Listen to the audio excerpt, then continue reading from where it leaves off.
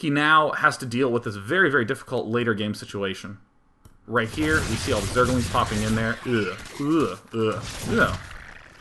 Okay, cool. So what we've done is we've taken this early game style of Slush to go 10 spawning pool, 10 extractor, and then what we do is we get like several Banelings, not a lot, just really fast Banelings, do the damage, go back to making drones, and then what can we do after that? Go right into a normal Zergling Baneling-ish opening. Or we can expand, or we can make roaches. We have a few more options. The matchup isn't as simple as just friggin' throw Banelings at each other, you know. So that's what's cool about the Slush half of this opening, is it's a cool little bit of variety. Now, if we go into Shethville, it looks like Sheth is just turtling up, and is instead going to spend his gas on getting a very fast layer.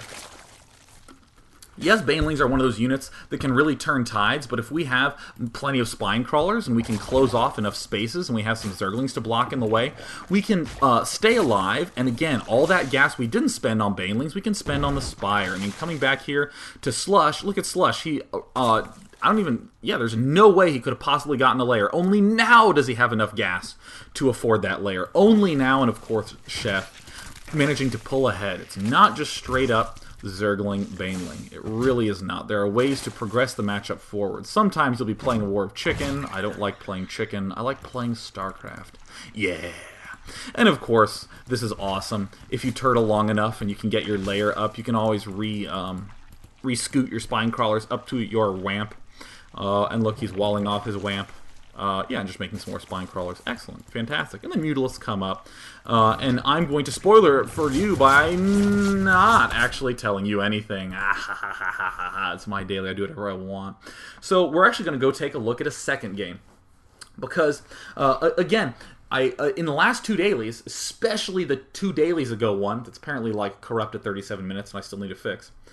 Especially in that one, you heard me talk about little things like little tiny timings, little tiny timings. What did we see here? We saw how 10 pool, 10 gas led to very fast Banelings. And there was almost nothing that Chef could do about it. Chef hardly had one spine crawler up and only had like, 4, 5, 6 Zerglings?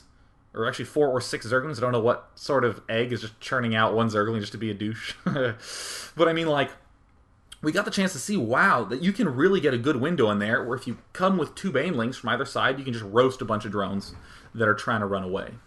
Pretty cool, pretty stable. Listen to how subtle that sounds. 10 pool, 10 gas versus like 13 pool, 13 gas. It sounds so small, right? It sounds, just make 3 more drones and then do this.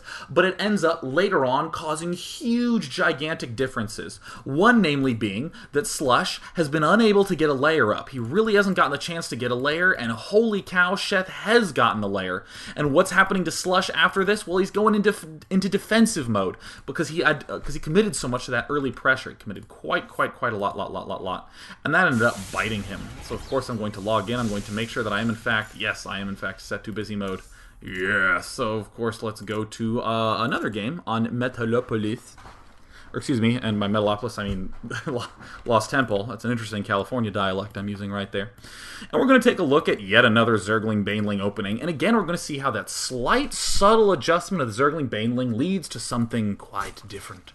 So we do have our Zerg superhero Slush here at the right of the map. And at the bottom we have our Zerg superhero Chef at the bottom of the map. And actually I'm pretty sure I owe Chef money. I want to say that I do. I want to say that he won this amazing replay competition a very, very long time ago that I ran. And I'm pretty certain I gave him his payout. But if you could just let me know, Chef, that'd be fantastic, because I am, in fact, a noble fellow. And I returned my debts in full. But either way, getting the 9 Overlord looks good. And there's Chef, also going 9 Overlord. Looks good. They're sending the scouts out. Chef sending out an early drone. Looks simple. Looks very small. I'm just going to send 1 drone out. I'm going to continue to make drones back in my main, but I just want to check what's going on very early on. This can be so helpful, because let's say you don't want to engage in some goofy Zergling Baneling war. You can get in here and say, oh, sweet, I'm going to make more drones. So Chef can comfortably go ahead and continue to make way more drones than he perhaps would have wanted to initially. I'm actually going to leave the resource tab open to see if he's going to be saving up. You know, if Mad Frog were here, I've seen Mad Frog regularly squeeze in extra drones. Humorously, it looks like Slush is squeezing in extra drones of his own, just trying to get a good solid grip at this expo. Yep, so Chef is going for 14 pool and 13 gas, and it looks like Slush is going for 15 pool, 14 gas. Great, great, great, great, great, great. Looks good. We're going to go ahead and move things forward a jiffy. Both of them are blocking each other's expansions. Reasonable time to do that. And notice, this is actually really good by Chef. Chef just basically went, he should have expanded by now, but he hasn't. That means he has to be doing something in his main. Let us investigate. A little timing that would be very useful to have in your pocket. So always be looking for little windows where you can say, huh, he hasn't done anything, therefore I know blah. Okay, so both players are doing the usual thing. Continuing to spend larva, because if you spend larva and get a queen, you're going to be safe early on. No 10 pool, 10 gas, antics, none of that. None of that in the slightest. Yep, there's a queen coming out. One set of Zergling from Chef. Here is, looks like 2 sets of Zerglings from Slush, opening it up. Yep, there's 4 Zerglings coming out right there. I'm going to be doing a little bit of investigative analysis coming up here. He should be going for speed and then a Baneling nest. Here comes the speed. Very good. And there's any sort of speed going on from Chef? No. It looks like he's going for the Roach Warren. Part of the reason why players do like getting speed early on is you'll find that you can get speed like right before a lot of roaches appear. So you can do some very good harassment in a pretty small time span right there. So here comes some Zerglings by Chef. He's just going to try to poke in here. Get a little bit of knowledge of what's up because that's so key. I think Slush is... He could have made the Baneling nest, but is going to delay it. Wants to stay a little bit hidden. That Zergling dies. Baneling nest should be going down eventually. I'll just ignore it. But either way, Roach Warren going down. Okay, Chef is doing something a little bit different. Has pulled some guys out of gas. We're not going to focus too much on Chef. We're going to focus on Slush, who's been our Captain Baneling in both of these games. This is almost your usual Baneling build, where you make nothing but Zerglings, and then you get your Baneling nest as you can afford it. And look, nothing but Zerglings coming out here. Look at that. 6 sets of Zerglings. The speed upgrade is getting close to done. There's plenty of Zerglings. And see, look at these Roaches that are very close to done. They're very close to done. This speed... The speed upgrade is going to finish, and then these Roaches are going to be in a little bit of problems. This is why people do like getting the Zergling speed early on. And plus, you can always retreat safely.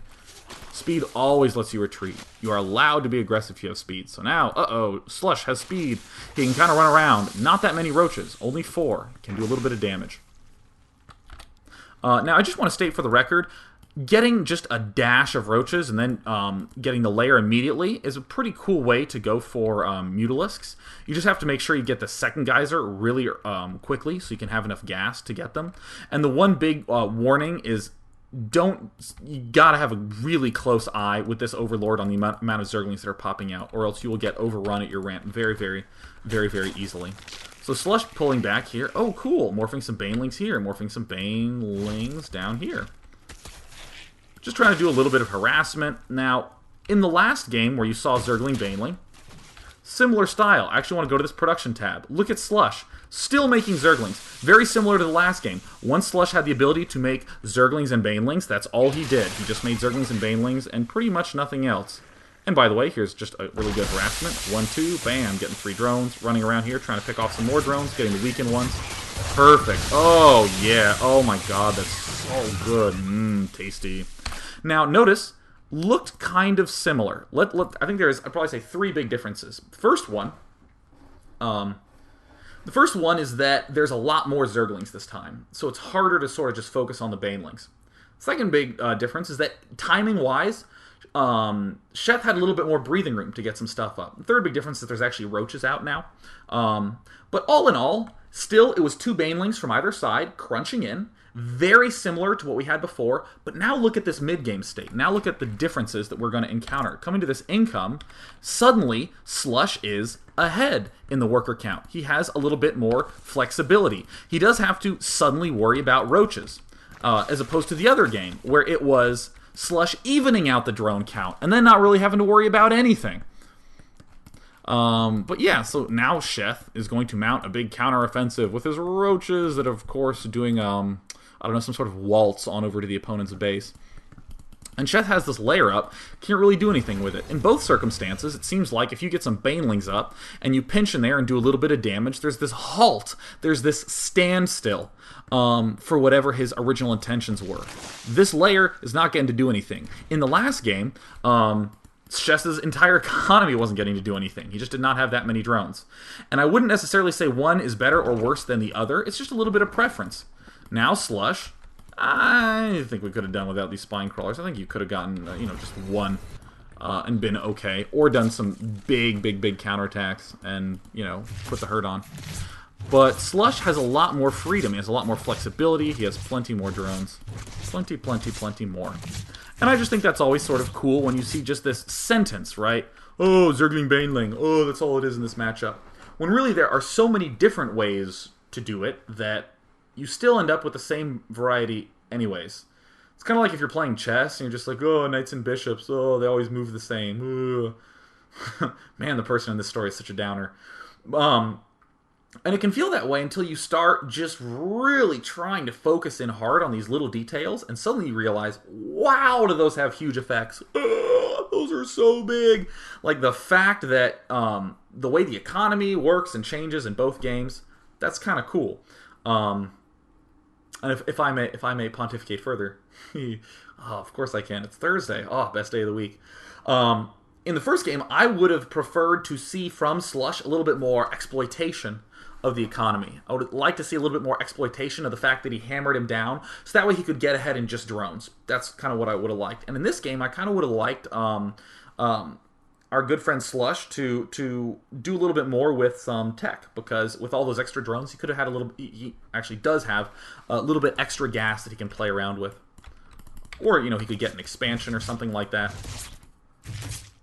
I just think it's pretty freaking cool. And I'm actually going to go ahead and finish the rest of this game. I just thought, because people always, get all Frowntown-like about the Zergling Baneling situation, that they don't really... They abandon analysis in favor of, oh my god, I just tried to sit up and I ripped my headphones off my head. They abandon analysis in favor of just sort of, really in favor of complaining. And no one likes a negative Nancy. This is pretty cool by Slush, these sorts of things. It looks a lot cooler than I think it is. I mean, this is a lot of money for Banelings. That, again, this is why you heard me say, I would have liked to see you play around with tech, because that is a lot of Banelings worth of gas that could have gone into a layer, or into some sort of, or you could have pulled the guys off gas and gotten this expansion up sooner. Something kind of similar to that. So either way, yeah, looks like Sheth just sort of playing calmly, pulling some stuff back. Look at how smart this is. This is like ultra super subtle town. Notice that we have roaches and a little bit of space. 2 more roaches and a little bit of space. These 2 roaches block the ramp. These 2 roaches block the ramp. Little bit of space in between them, so when Banelings hit the front, they don't hit the second line. And a little bit of space between the second line and these back roaches, so that way when Banelings hit the second line, they don't hit these back roaches. Very cool. Do pull these Zerglings back. those are little cannon fodders. Little cannon fodder Zerglings. And here's the Spire coming up. This is something that we got the chance to see. It's not Hey Pro. Who's that Zerg player? He's good, so I want to... What is his name? He practices with Jinro a lot. Ugh! Oh my god, I can't remember. I'm going to shoot myself in the foot when I see that name. But there's a Zerg player who I did a daily on way long ago who did Roach into Mutas, and I wanted to give him credit because that's the first person I saw do that. I wanted to be like, yeah, go that guy. And I just can't remember his name because my brain is non-functional today. Oh, yeah, see, look at that evolution chamber. Now we're making use of this economic situation we're in. And still, look at the harvester count. Slush has been ahead for quite some time. Chef, on the other hand, is getting his Spire up a little more quickly.